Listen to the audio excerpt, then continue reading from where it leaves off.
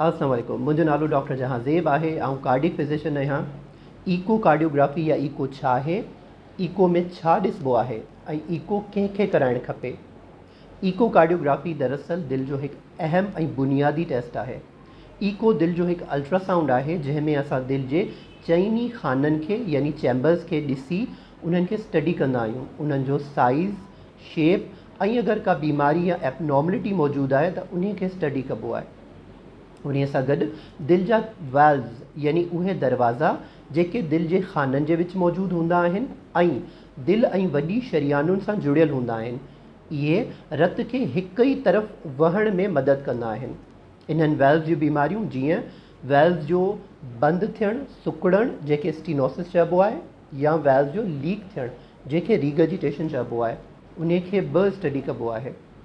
उन सां गॾु दिलि जे ॿाहिरां मौजूदु झिल्ली यानी पेरिकार्डियम ऐं दिलि जे चारो तरफ़ मौजूदु ॿिया आज़ा ऐं उज़वा उन्हनि खे पिणु स्टडी कबो आहे हिकु हद ताईं। ईको कार्डियोग्राफी करे असां सभिनी खे पंहिंजे दिलि जा वाल्व्स ऐं चैम्बर्स ॾिसणु खपनि? जीअं न, ईको तव्हां पंहिंजे डॉक्टर जी एडवाइस ते ई कराईंदा।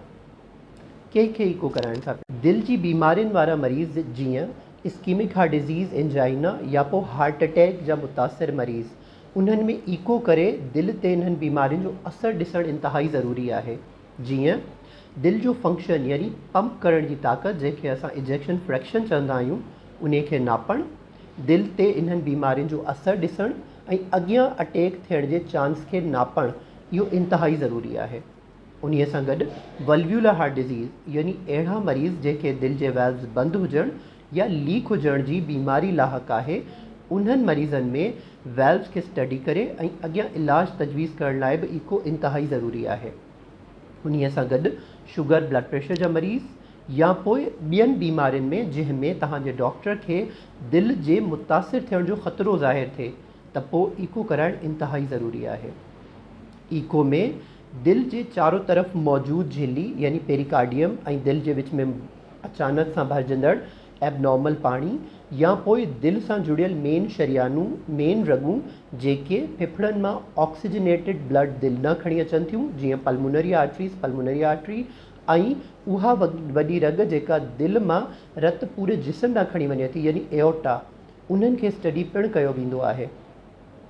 त ईको पंहिंजे डॉक्टर जी एडवाइस जे मुताबिक़ करायो। पंहिंजो ऐं पंहिंजनि प्यारनि जो ख़ूब ख़्यालु रखो। साथ सलामत। अल्लाह।